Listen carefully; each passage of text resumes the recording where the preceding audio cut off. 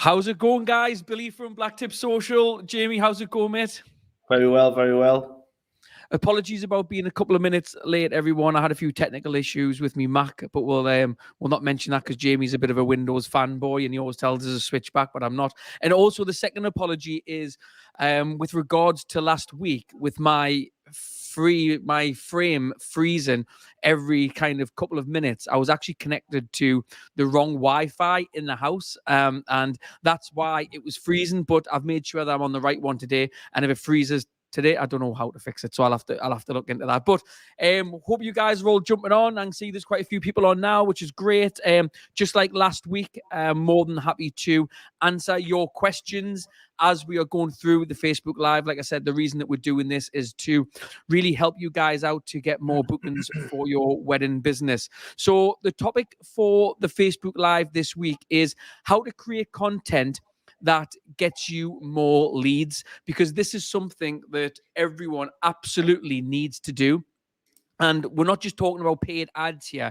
We're talking about just creating content in general. So for your organic strategy and for your paid ads as well, because the kind of two go in hand. I mean, you don't have to be posting organically, but it absolutely helps your ads when you are running ads if you are doing organic content as well, especially if someone kind of comes and checks your pages out, or they've came from a different kind of place like your website than on your Facebook page and vice versa. You want people to be seeing your content. So we're going to use this live today to kind of just break down different types of things that you can do on your video content. So let's just jump straight in. So the first thing that I want to point out is I feel like people in the wedding industry, so wedding photographers and videographers, are in a really unique position with regards to content, because me and Jamie obviously run ads for a lot of different types of businesses. And one of the big sticking points that we always come across is ads fatigue quite quickly. You do get ads that perform well and they'll be running for a long time, but ads fatigue quite quickly. And we always need new creatives. And a lot of the time, businesses struggle to keep pumping out new creatives. But because of the industry that you guys are in, that I'm in, you've got a really unique opportunity where your work is actually creating the content for you. Yes, you've got to do the editing in your own time. You've got to edit that content. You've got to make sure you've got permission to use the content, but you're in a unique position where everything revolves around content being created. So you can chop this up in a really clever way, and you can really build that into your strategy and use it for the organic side of things and paid ads. Jamie, I don't know if there's anything you want to kind of kick off with on this with regards to creating content. No, I think another a really important point is that organic allows you to test content out before you actually put money behind it and spend money on it. So it's a really good. You can test a lot of different things, and Facebook even lets you now split test, so you can literally test. You could post the same video, for example, but have different texts appear for different people, so that you can actually test which one works better. Different things like that. It's just a really good way to test before you start putting money behind it. And also, when we're talking about this, like I'm obviously a videographer, so I've got video in mind. So if you might be sitting there as a photographer and think, okay, well, how can I create like really engaging content or attention grabbing content where it's going to get the attention of brides and couples? But there's some fantastic templates out there that even as a photographer that you can use that'll convert it into a video.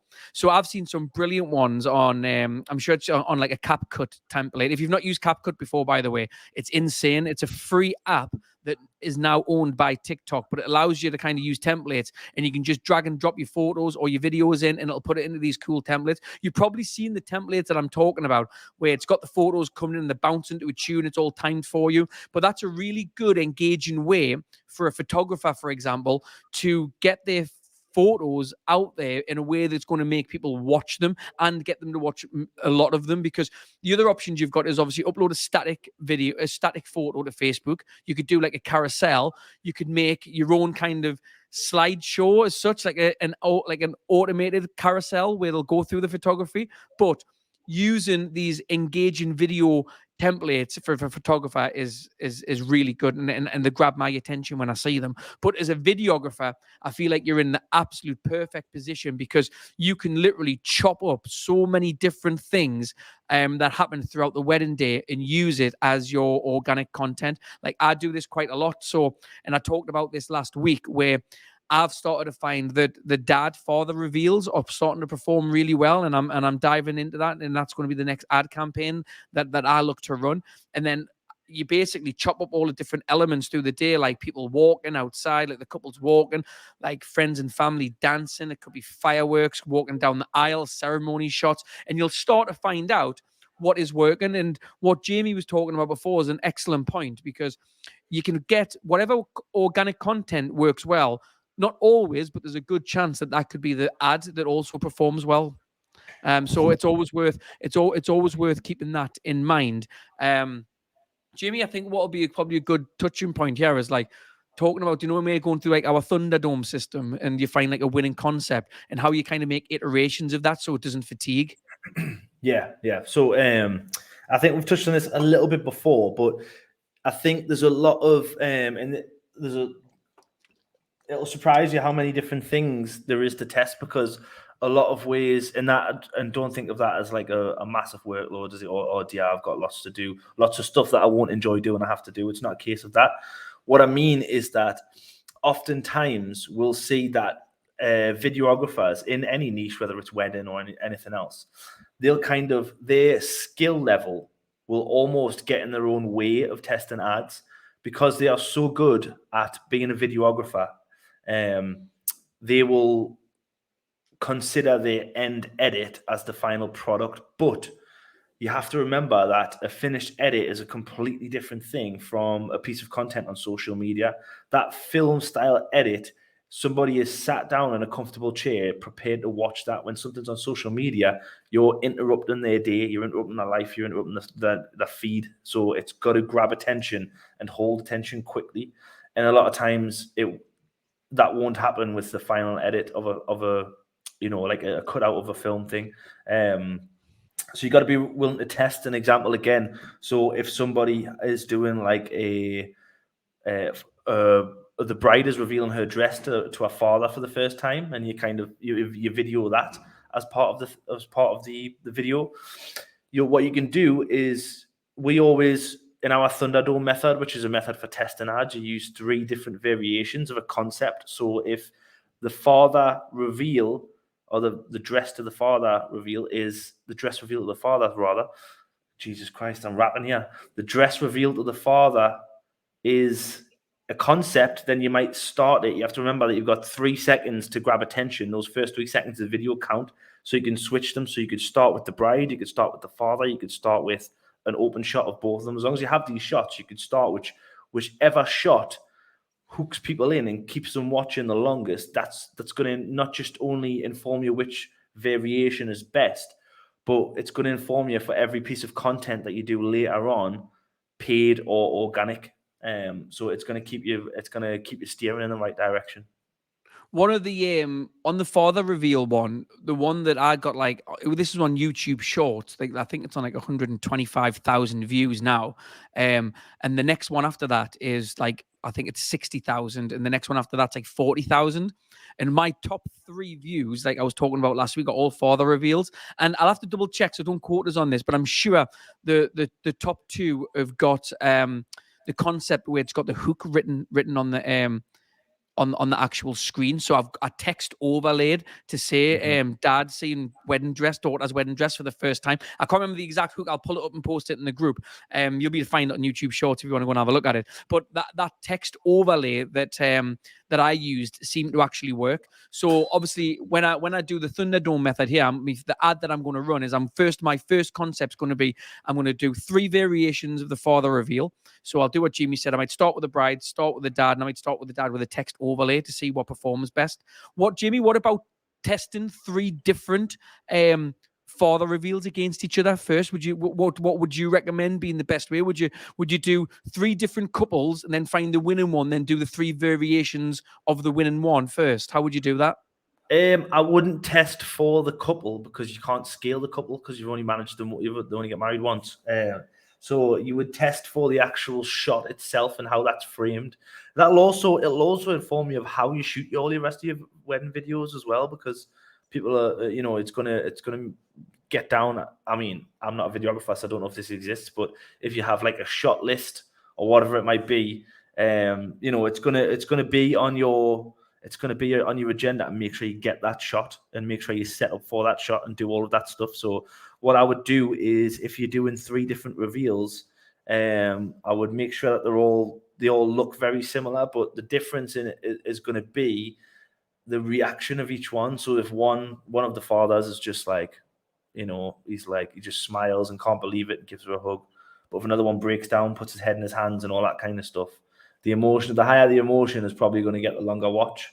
But then also you have to consider that the rest of it, what kind of connection does the rest of the video make? Because even though you might get a higher hook rate as far as getting more people to watch for longer, when you're running directly to ads, if you do run that right directly to ads, it might not doesn't always correlate to the best result. But in the first instance, when you're building audience and stuff like that, you need to hook people, and you need to make sure that people are watching your content and they keep watching it.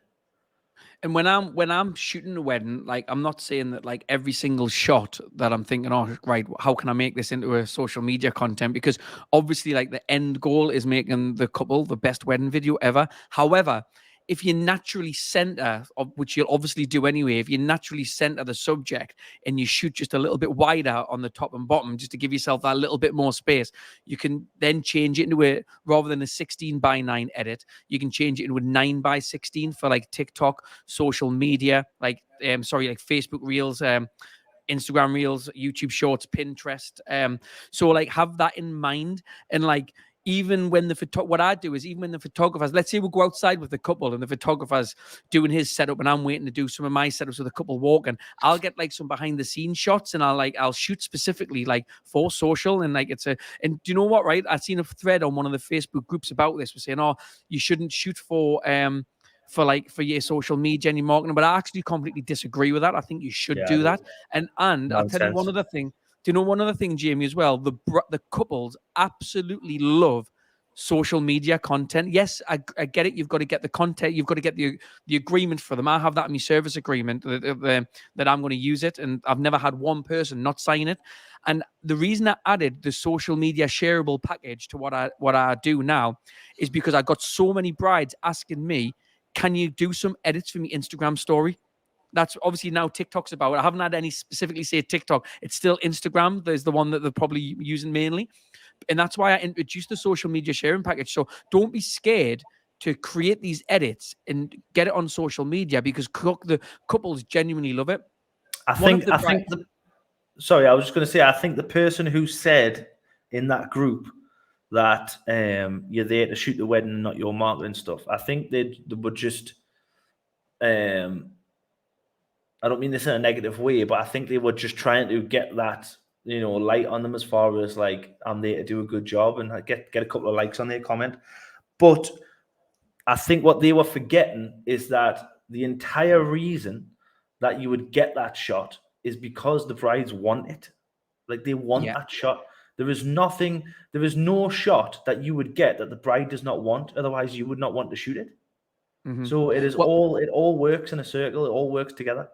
But what I started doing is, when I started making the content, right, is before I was doing the social media shareable packaging, it's only recently I've really dived into the social side of doing the wedding content, because we've been so busy with the social media ads that we do. It's only been the last like few months where I've really been like looking into really creating it. So I've been going back through wedding films that I've shot over the past few years, and I've been chopping content up, and I've been texting the brides and saying, look, I've got this content. And honestly, every single one of them has been loving it, saying, please keep tagging us, and please can you send us them so they can upload them. Like, they honestly love it. And it's not because they love my work. Yes, I think the work what I do is good. It's because they're seeing the shots, like Jamie said, they're seeing the shots from the wedding that they want to do, but they can share it with their friends on social media. And this is what people love to do. So please start getting your content, because it's not only going to help it's going to improve your service to them because they're loving the social media content they're getting, but B, it's going to help with your own marketing, which is then going to help attract brides, couples. I always say brides. I know it's only because I know that I speak to 90% of brides. I rarely speak to the blokes, but obviously you could speak to the blokes. Let's say couples, and in the do absolutely love it. Just got to I think go on. just to like round up the answer to the question of the title of the live, how to create content that gets you more leads. The answer is to create the content that the brides want to see and the couples want to see. That even the bloke, and we'll say bride and grooms. I suppose you can't really say that anymore. But the partners getting married, whoever it is that are getting married, whoever they are, it's the content that they want to see, not just that's what's going to get you. And the way to get more leads is not to just post your show reel and expect, because you know how good your work is, and the chances are very high that your work is very, very good. But it is not enough, because it is a different platform. It is not a platform where people are prepared and they're not in the right emotional state to watch that show reel either. The way that they get more leads is to be posting and put money behind several pieces of content that are the content that the brides want to see. So we are talking father reveals, confetti shots, the fireworks, all of the if you can get in your bride's head and just think about when they want to look back on their wedding day, what is like that little reel of clips that they want to imagine or that have already happened. It's going to be the walking down the aisle. It's going to be the groom first locking eyes with the bride as they walk down the aisle. It's going to be the father reveals. It's going to be the kids at the wedding. It's going to be all of that emotional stuff, the fireworks, the first dance, all of them individual emotional. Just get a pen, a bit of paper, and write a list of the most important parts of a wedding to the bride, not to you, the videographer or photographer. Remember, that's very different. And then create a content list around that. And what you said there as well, when people are on social media, remember, they're not always there to see your show reel. That's why a little 10, 15-second clip from a wedding is a really good way of getting them engaging with your content. And especially if it comes from the ads, because I think they're more likely to click to go through I want to see a full wedding video. Once they've seen that, once they've been hooked in with that little bit, they're like, oh, I want to go and see more of this. So it kind of serves everything in a really good way. Just going to have a look over to the comments. Any questions you've got in, guys, please get them in. Hi, Nicholas. Nicholas still says Facebook user. If you want your name to come up, you can click the link in the description and you can give StreamYard permission and it'll do that for you.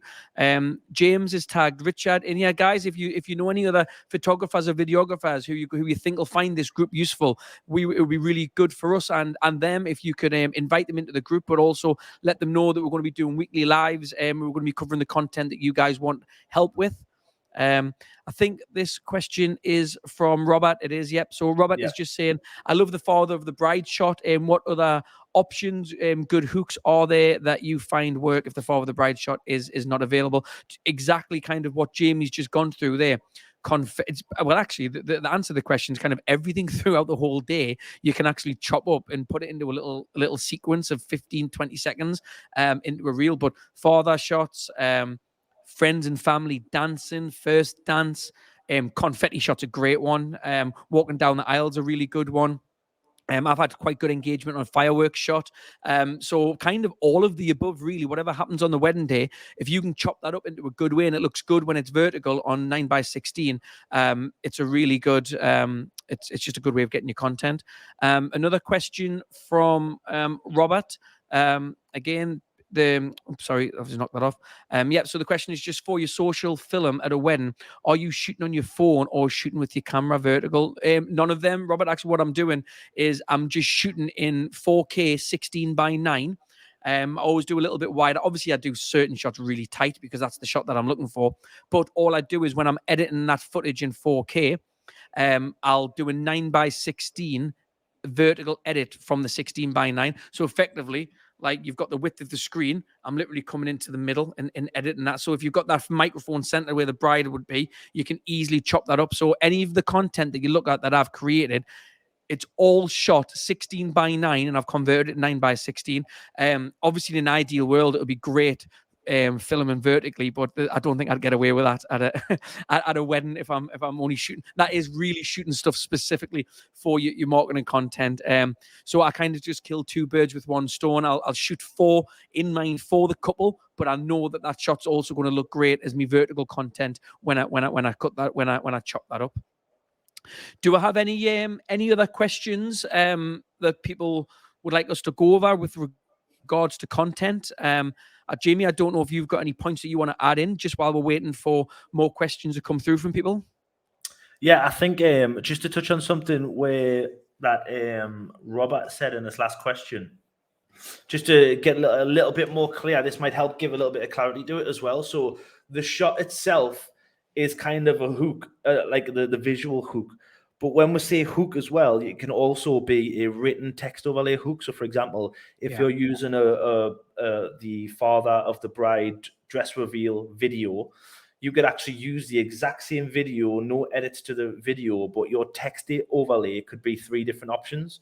And to see, because that is the hook that is going to keep people watching. So it could be, you could have 3 options, and I kind of like to always look at it from a point of view of different angles. So I would always look at things like, I generally look at, so when we're talking about like a business and we're talking about benefits and problems, solutions, all that kind of thing, always look at pain point angle, benefit angle, and then a third angle of, it's usually actually like a social proof or something like that. But from a pain point of view, you can't really, it's not really something that you would get in a wedding. You can do it as far as, something like, I'm so glad I got this on film or something like that. Another one that actually is just another hook that you'll see all of the time that is just birthed from, it's birthed from other media agencies, like massive conglomerate agencies, but also regular people watch it. Regular people put it on their videos. It's just wait until the end. Like wait until the end, creates the intrigue. Like, oh right, so you can add something like wait for the father's reaction to his, to the bride's dress or something like that. Like that's another way to come into it. So 3 different. Those are examples of different hooks on the same video. Let me know if that makes sense, Robert. But yeah, that's just a different. I just wanted to make sure that the video itself is like the concept and the hook you actually write over the top or whatever it might be. That you can also change that. So the hook is like it's the words that you use more than anything else. Just another couple of questions that's coming in there. So we'll get them up. So this sure. one is from Gino. Hi, Gino. Thanks for jumping on again, mate. So you've created a visual hook which will hopefully resonate with your audience, but what's the call to action? What happens after they view the content or click the button? Do you want to answer this one, Jamie, or do you want me to answer it? You go for it. Whatever you like. Okay. So it depends where you run an ads to. And it depends what your objective of the campaign is. So there's a few different ways that you could do things. You could run, again, if you're just looking to get in front of brides, and especially for wedding videographers, and photographers as well, especially for this group, that you're only going to be obviously everyone kind of will travel as long as it's being covered and all that kind of stuff and you're getting paid enough. But let's, as an example, say that you're only willing to cover a certain area. You could make sure that you run your ads to that area, but you could put inside of one ad set, you could put 6 different concepts, and we recommend a maximum of 6, and just have them running as engagement ads so that you are just getting in front of your audience all of the time, and you're just getting in front of them because that's what it's going to take. It's going to take multiple touch points. And then you can kind of retarget people with things like show reels and all that kind of stuff. So if the goal, when the goal is just to get in front of people, a lot of times you don't necessarily want to have an ask right up front. So you could just get in front of people, create a post that doesn't have a button. But when you do have a button, you want them to take an action that is to the business objective. If you do have a button, then you want to make sure that they're ready to buy on that, because you don't want to be wasting money on that. So you want to make sure you either send them to a lead form on Facebook or the lead form on your website, whichever you prefer, whichever kind of setup you have best. but yeah, that's it's whatever setup works best for you. But we've got a couple of there's a few different ways to do it. We have done it in the past where we run engagement, retarget that engagement with a lead form off of Facebook, and that has worked very well. We also have different ways, like our Thunderdome method, which we've mentioned before, which kind of finds the best the best concepts. That the Thunderdome method, just for, because I don't want to keep saying things that is going to be like off to the left and hard to understand. That is basically a way to set up your ads. It's a campaign setup that we've developed. We spend hundreds of thousands a month in ads for our customers running that setup. We've like developed it through that, so we know it works. But yeah, once it resonates, it doesn't have to have a call to action. But if it does, make sure that the call to action is, the business objective that you're optimizing for. Don't be vague with it, is what I'm saying. I'm gonna by the end of the week, over the weekend, there'll be a YouTube video live. Sorry, yeah, there'll be a YouTube video live on YouTube for you to go through, and we're going to be making a walkthrough of setting up the Thunderdome method. So I'm going to put a YouTube video on there so you can actually just follow to use the same system that we actually use.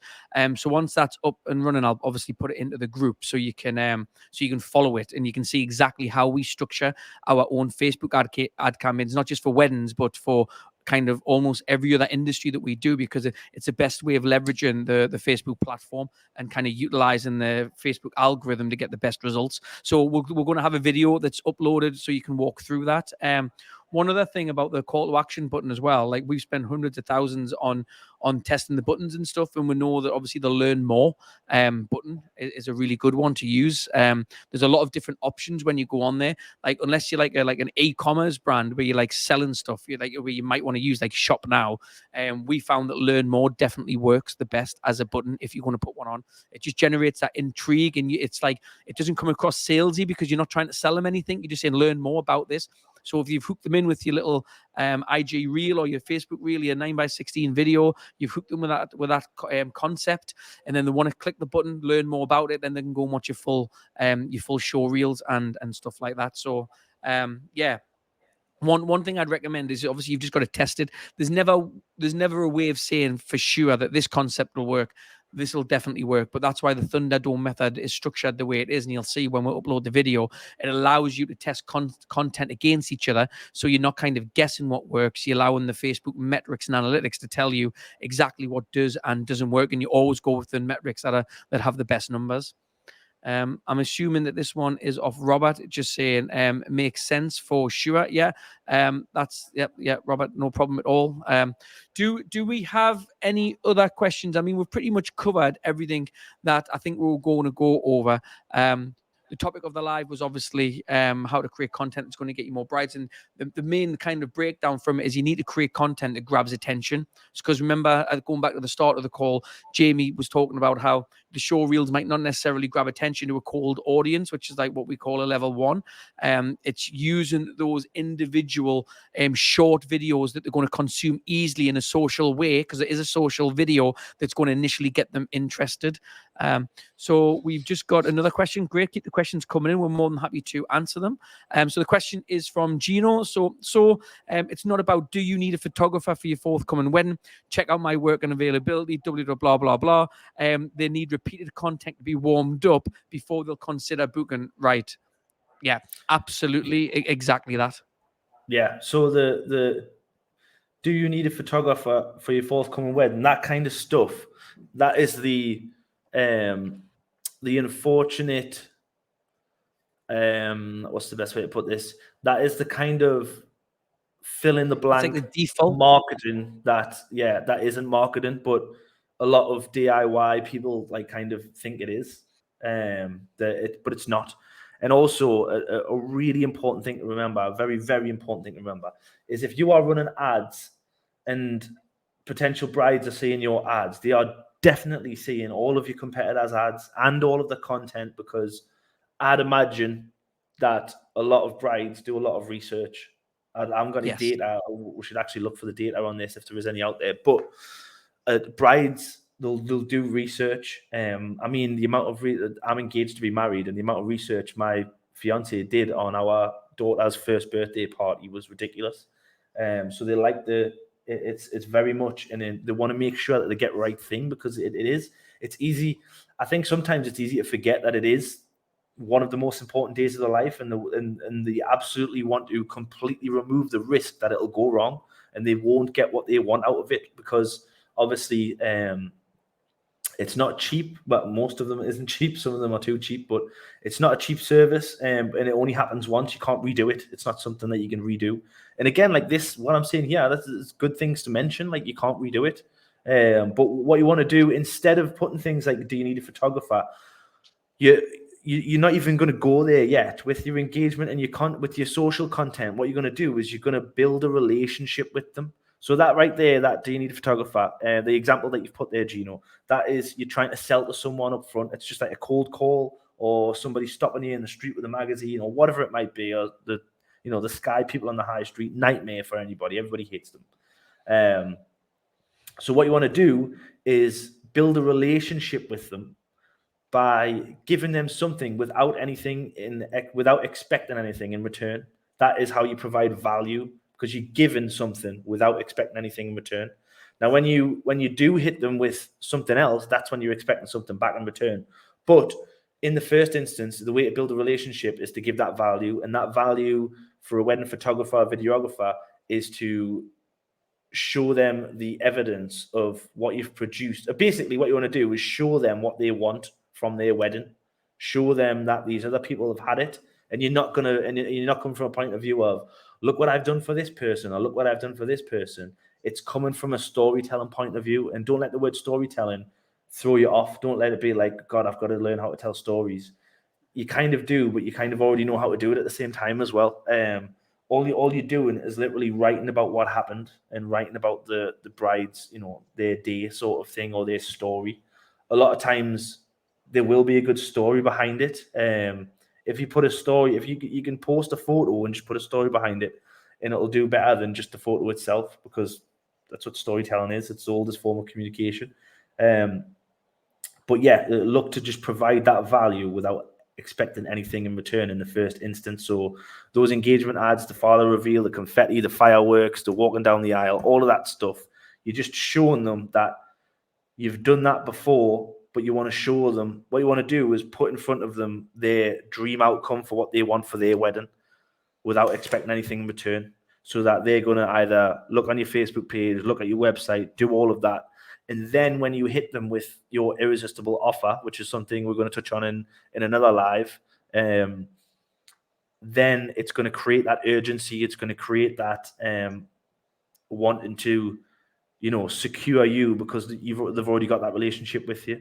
If they were to go and search on TikTok, for example, so think about it like this. This is a good way to think about it. If brides are trying to build their perfect idea for their wedding, they're going to do things like search on TikTok, search on Google for what they've seen elsewhere, all that kind of stuff. But if you can provide that for them, if you can give them the source of that information, that, the plan and the stuff that you've already done for other people, then you'll immediately build authority, and you'll instantly show your confidence that you can provide them with their dream outcome. I know A that was a really bit good tangent, but I hope that made sense. A really good, I reckon 90%, maybe higher. This is just a guess. I reckon are using this in the posts, in the ads, because I see it all the time. Because I always go and look at wedding photographers and videographers. Do you need a photographer for your up and coming, forthcoming wedding? Doesn't matter. Something along that kind of phrase.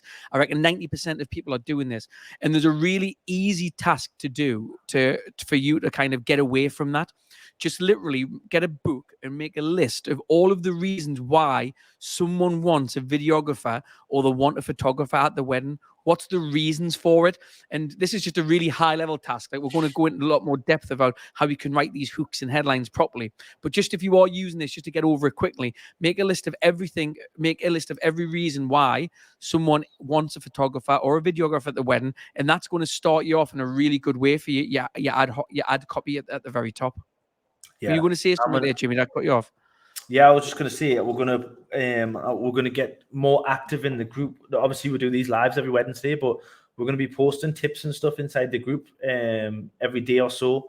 And we've got some really good ones coming for how to find things like your hooks and looking for reasons that, brides, reasons, the emotional reasons that people want a photographer and the videographer and stuff like that, because you've got to remember the actual thing you sell.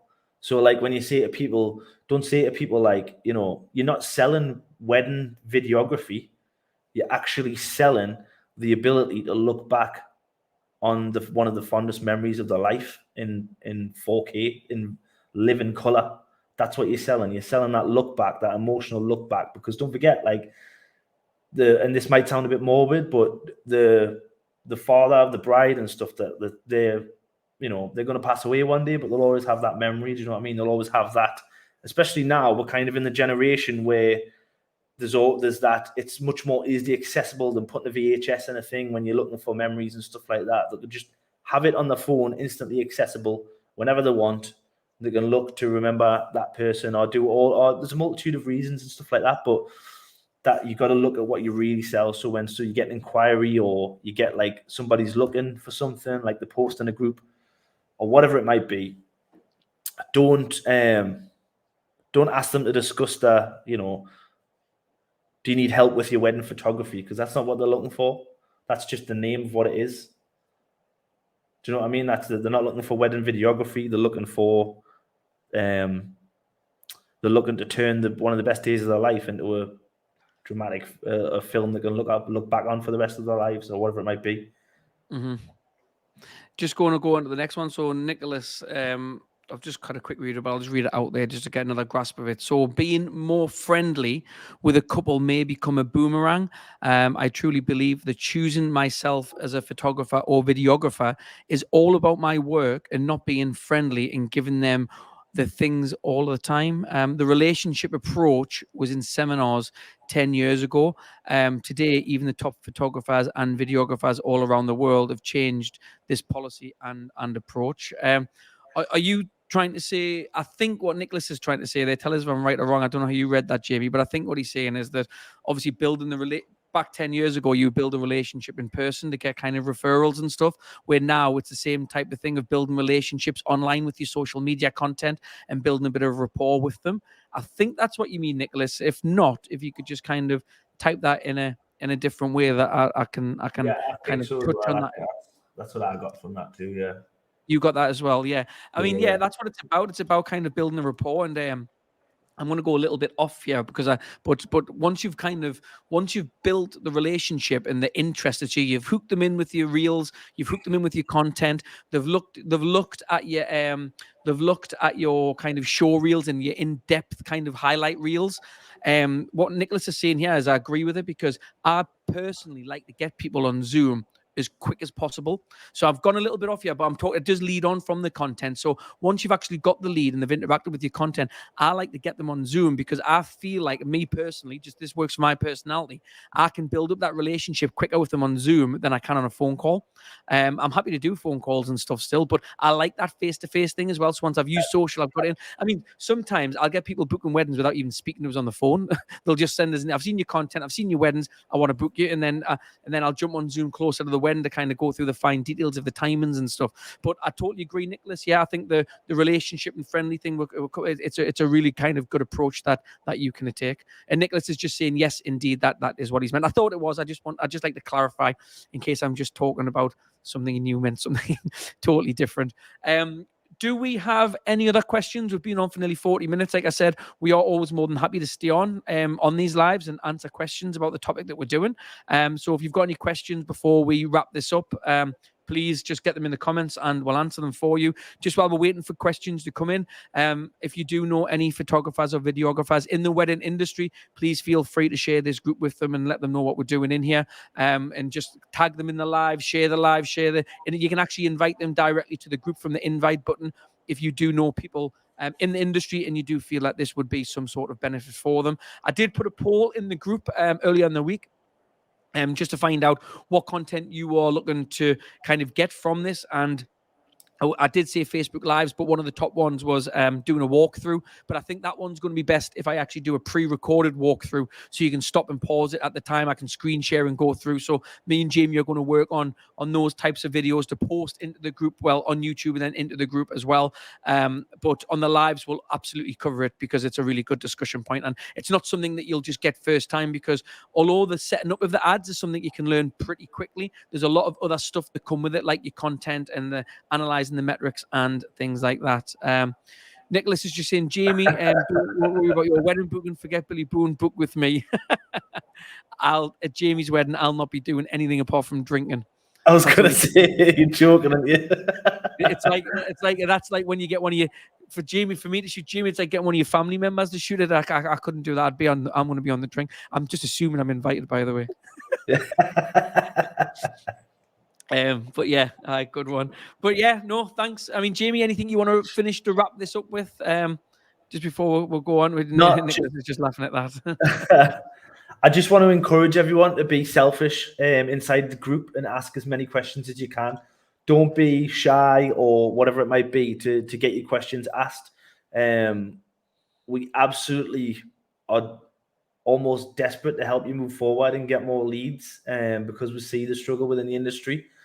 But, you know, it's, we'll really, really want to answer as many questions as we can and help as many of you as we can get more weddings booked and get and you know, achieve what you want to achieve as far as how many weddings and other things like improving your offers and increasing your prices and all that kind of good stuff. Just use the group to be selfish. Don't be a lurker. Ask some questions, and yeah, we'll be on hand to answer as soon as possible. And if you are watching this, I know I got quite a few messages if they can't make the live, but they're going to watch the replay. We do actually, it's uploaded straight away to the group as soon as the live's finished. It takes a couple of minutes to process, but it's accessible on the main page of the group straight after the live. So just kind of make sure you tag me or Jamie on any questions you have, because Facebook can be a bit temperamental, as I'm sure you are aware of, and sometimes we'll not get the notification. So please just tag us, and we'll definitely get back to you. So, and there's just another question which we'll go to, which is absolutely fine. Let's have a look. So, question from Facebook user. I'll check who it is in a second. So, if I don't shoot 4K, am I better posting on Insta in square or letterbox format? Do you know what? Do you know what I would do is if you're shooting 1080p, a lot of the time you can still get away in vertical because you're just cropping the center out. If you do need to zoom in a little bit, you can still upload in 720. And it'll still look really good on the platform. So you can actually drop from 1080 down to 720. But there's also, if you want the width as well, sometimes I will post in square just to give a little bit more width and height, a little bit more of the perspective, where you can go 4x5. It doesn't always have to be 9x16. The reason we 9x16 is just because of that's how people are kind of starting to view content on the Reels, Stories, Instagram, Facebook Reels, TikTok. YouTube Shorts, it's 9x16. But yeah, you can play about with other formats as well. I actually posted, I think it was in this group. If not, I will post in the resolutions in the Facebook group to show you the different aspect ratios that you can upload. But yeah, you can do square. Another question from Nicholas. Question: so posting from every wedding you shoot or choose only from your best ones? Yeah, really good question. So I actually used to post all of my weddings and stuff like on YouTube and stuff, and post like loads of different content. I've swiftly removed some of my weddings from like 5-6 years ago that I don't feel like necessarily represents the quality of videography that I'd produce now in terms of editing and style and stuff. So I'm quite happy to upload any wedding that I shoot now, but I do pick and choose for me organic content and ads. I pick the content that I feel is going to get the most engagement. But it also can be a bit of a numbers game as well. So like if you're quite confident and you're quite happy with the content that you're creating, get as much on as you possibly can, because the more content you post, the more visibility and the more eyes and the more chance you've got of going viral and getting couples to actually see your content. That's a bigger opportunity. So my advice would be try and post as much as possible, but make sure you are posting content that represents your work as well. So if you've known you haven't framed or goes goes out of focus, or if something happens in the background that you really don't like, don't post just for the sake of it. Make sure that it is doing a job and it's going to grab attention. So yeah, that's a good question. I know there'll be different opinions on this, because I was reading in one of the groups, I was reading a thread about this the other day. Actually, I think someone asked the same question, and there was a lot of people saying they only post the best content but I think they were mainly talking about wedding highlight reels, not necessarily chopping up the vertical content for social media. So yeah, be selective, but try and get try and post organically as much as you possibly can. Like, I need to take my own advice, but I say like post daily, but then you'll see that I don't always post daily, but I do try and post as much as possible. Depending on how many weddings that you've got as well, you might not be able to post. If you're only shooting a low number of weddings per year, it can definitely be difficult to post every day, but at least try and get content out weekly, every other day, every 3 days if you can, just to keep in people's minds. Because they'll try and get you booked up very quickly. So you want to keep them on that line and seeing your content. Good question though. Thanks, Nicholas. Do we have any other questions? Anyone else would like us to go over anything? We're happy to stay on for longer if people have got questions for us to go over. But yeah, just to kind of touch on that point just well, because I know Facebook runs on a bit of a lag. Yeah, just post as much as you can, chop your content up, try and go on all the different platforms. Me and Jamie actually used to teach in our in-person workshops, like how your content needs to look like native on every platform. So like it would have to look like an Instagram post, it would have to look like a TikTok post, but it's starting to get to the point now where TikTok, Instagram Reels, YouTube Shorts, Facebook Reels, even your Pinterest pins, it's all starting to look very, very similar in terms of the content. You don't really need to do that much to it to make it look native to that platform. So it can be a case now of actually like chopping your vertical content up for social media, and you can do it manually, or you can use some software called Repurpose, where as soon as you upload onto TikTok, it just distributes it to all of the other platforms automatically for you. It's about $25 a month, but it's worth doing just to kind of get your presence on all platforms, because you don't know where people are seeing you from. I have had quite a few leads recently. Obviously, I get much more via ads, but I have had a few leads that have came through organic stuff. But also, if you depend on the ad campaigns that you're running, this is the point. They interact, they watch a certain percentage of your video views, and you can retarget if you're running that strategy. It doesn't look like we've got any other questions coming in, but what we'll do is we'll get next week's live scheduled. We'll be live again next Wednesday at 12 o'clock again. I hope everyone can join us, and please bring your questions, and we're always happy to answer them. But thanks very much for jumping on, guys. I know most of you stayed right at the very end, and we do really appreciate that. Any questions throughout the week, post them in the group, tag me and Jamie, and we're going to get them answered straight away for you. But thanks very much for jumping on. Cheers, guys. Cheers, fam.